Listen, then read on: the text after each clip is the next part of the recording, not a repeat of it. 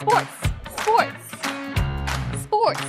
Welcome back to the Power of Youth Plus. I'm your host Merna. Today we are coming to you live from Beijing Sports University. How do sports really connect us around the world, even if we come from different backgrounds? We are today at this university and we will be talking to 3 amazing students. But before we dive into the conversation, please check out this clip of Beijing Sports University.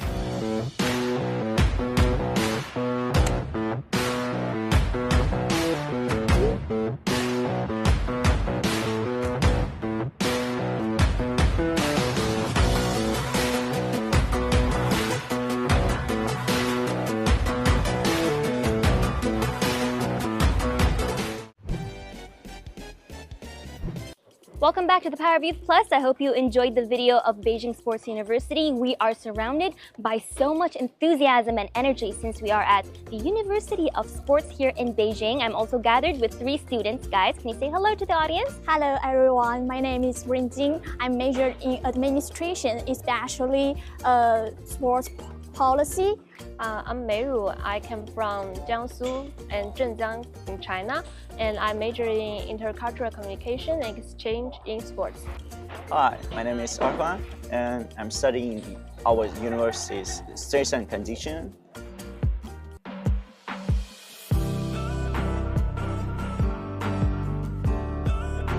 So the moment I entered, I see that there's so many different areas. Like, I feel like there's more area for like training than there are like for a classroom, isn't there? All right, let's start with you guys. Why choose Beijing Sports University is the big question. Orhan, let's start with you.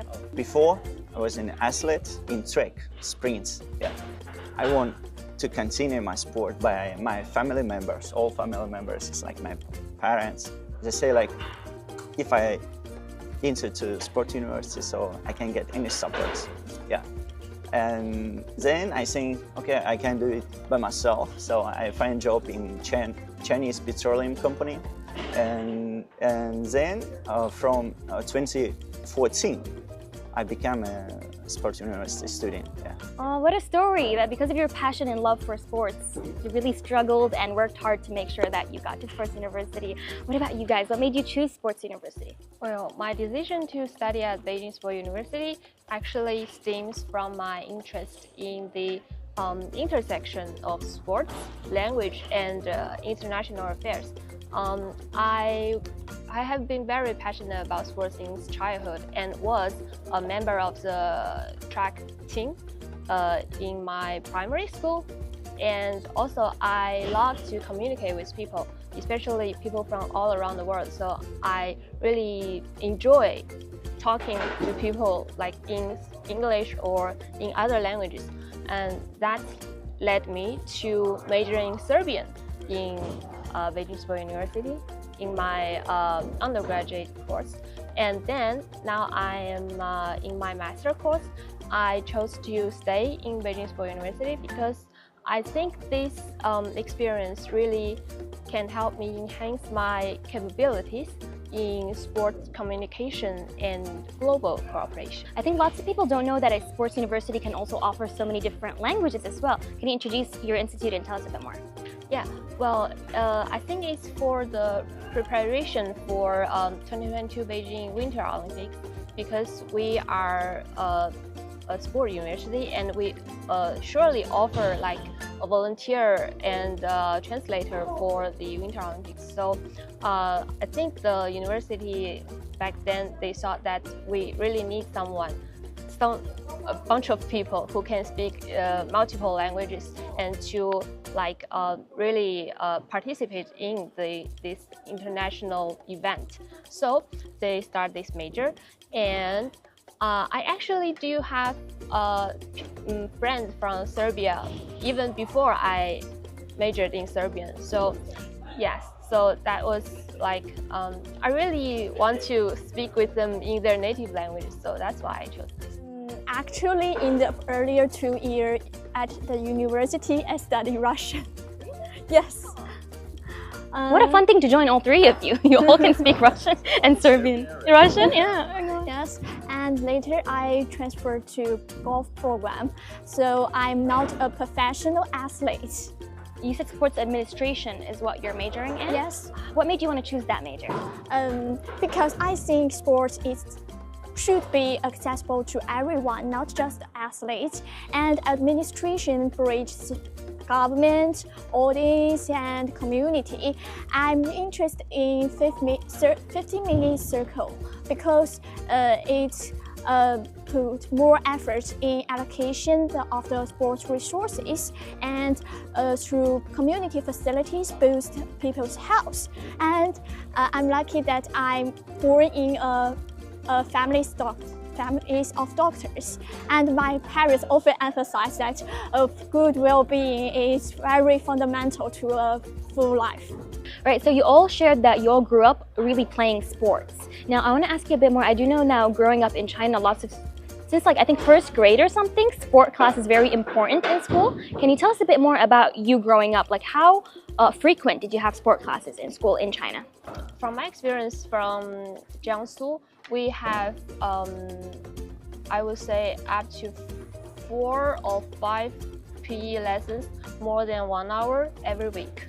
I think we have physical class like every week, also like 2 or 3 times per week. So you guys have spent a few years already in Beijing Sports University. Entering the campus, it's so green, all the facilities are provided so well for the students. Tell us, all these past few years, what has been your favorite memory in this university? Let's start with you. This gym, because we have a lot of facilities that in the professional gym, and it's free to us, and we can go here and to exercise every time, even though in the last semester we have professional students to teach us. Oh nice, it is true. I mean, we are having our episode right here in their gym, but it is packed. Like you guys can see, you can hear it even. Everyone's working out, right? What about you? What has been your favorite memory over the past few years? I think my story would add up to her story because in one semester I enrolled with the martial arts lessons, and the instructor was a very kind and warm gentleman with a great sense of humor. Every class was very funny, but it's kind of astonishing to find out that he was actually the coach of the World Taiji champion. So I think it's very impressive to know that you've been taught by someone who coached the world champion, right? Yes, what an honor. Other one day when I was really happy is like when I get my scholarship to my master in sports science. Yes, it was scholarship by the Chinese government, so it's really nice. That's really, really beautiful. So you officially came long time ago to study language, you said, for 2 years. Yes. Where was that? In Tianjin. Her hometown. You guys are finding lots of similar points today. In Tianjin, how was that? Nice. It was right? nice. Yeah, I have learned Chinese for 2 years in Tianjin University. Yeah, then moved to Beijing. Ah, Tianjin. I live nearby Tianjin University. Really? Tell us a bit. Did you enjoy the food in Tianjin, specifically the pancakes of Dianbing? Yes. It's like gobuli, but I don't like it. Not very delicious, right? Yeah, That's interesting. But Tianjin is known for so much breakfast food as well, right? Yes. Ah. What does a day for you look like? Like from waking up to going to sleep, what does a day involve? It's like class, training, relax, maybe again training and studying. I think our university atmosphere is best in China. Yeah, because I agree. because if you go to other university, maybe they not really like happiness, no energy like here in our university. But here is really you can feel that everyone maybe after training or after class move to training. Yeah. They're all in a happy mood. From 3 professionals in sports, I would love to ask, someone once told me that if you're ever not feeling well or you're going through a phase of really emotional status, doing sports can really help you feel better. Is that true? Scientifically and from a realistic point of view? Yes, of course. It's every time I feel stressful, I will come to a gym and run for 5 miles. And that really helps me calm my mind. Yeah. With the Chengdu World Games coming up, are we excited for it? How's the emotions towards that? And big difference between Olympic Games and World Games is in that World Games is not Olympic events. So that is big difference, and maybe that's why not a lot of people like may pay attention in World Games. But I think it's really so exciting because some of events like these new rules where it's not like Olympic events or Not the ordinary ones yes, that we yes, usually yes. see. That's really so exciting. It is quite exciting. I'm seeing some of the events that are happening are stuff that I'd never imagined would be part of, you know, the competition. So that must be exciting. You grew up actually joining lots of competitions in sports, right? How about you guys? Have you guys ever entered major sports event, either as an athlete or a volunteer, or just like as a fan maybe in the audience? Thanks to BSU, it offered us with a bunch of opportunities to be part of major sport events. For me personally, I've been a volunteer for the 2021 Beijing Half Marathon, 2022 Beijing Olympics, Winter Olympics, and the ISU Grand Prix final of figure skating. And one thing I remember the most is that when I was working for the organizing committee for the ISU, there was one French skater who failed multiple times. He made multiple errors in his free skate, but instead of showing frustration, he stood up every time and finished his show. So as he finished his show, the whole stadium, it was at the National Indoor Stadium, so you can imagine the thing was very impressive. The whole audience, everyone stood up and applauded for him. So that was really a lifetime memory for me, because that shows me the heart of sports is not just about winning and losing. It's about resilience, humanity, and the connection we forge when sharing like same emotions. Beautiful. It's literally what you just said. The most important thing is resilience and never giving up. And I think people will relate to it too. We think people want you to either win or they want you to lose, but actually they want to see you never give up. I remember for now, it's like was 2015. It was World Championship in Beijing, and in 2015, I already like a student in BSU. So there, I have participated my first time like a volunteer in competition, not like an athlete. Yeah. So I remember that's very clear. Yeah, it's like new experience, very exciting. What is your favorite thing about being a volunteer in these events? Is it the friendship? Is it the mutual learning from other countries? What is it? I think it's that I can help spotlight some of the young athletes who don't receive enough mainstream media attention, especially those from the Belt and Road countries.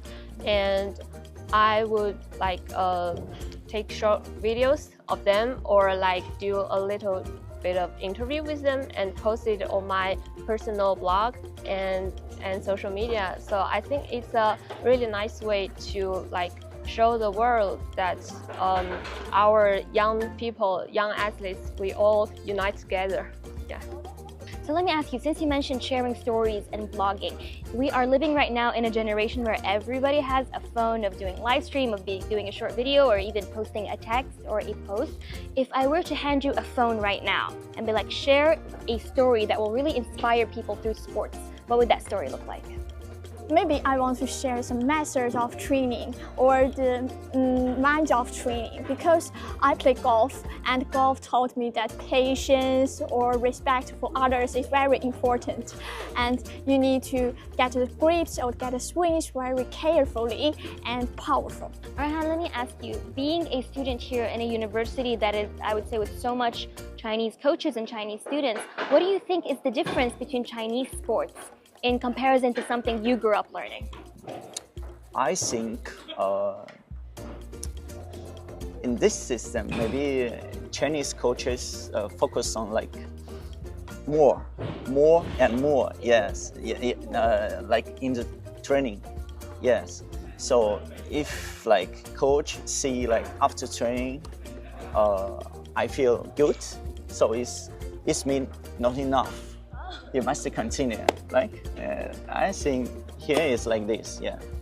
back then, back in like 90s, maybe Chinese coaches focus more on medals and their competitive achievements. But I do think that now things have changed.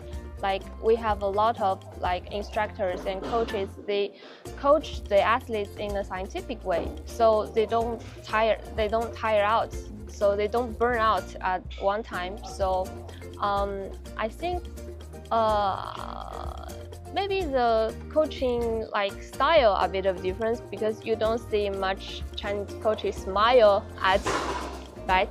But I think the way they train are more scientific and more international nowadays.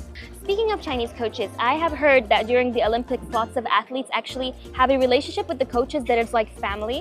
So I have known lots of mentioned to me that the swimmers, for example, because they train with the coach since a young age, and then throughout the growth, they actually talk to their female coaches about like, you know, she acts as a big sister or as a big brother or a teacher. I really feel like that relationship is quite present with Chinese athletes, especially the really successful ones with their coaches. Do you think the relationship between the coaches and the athletes here are really strong?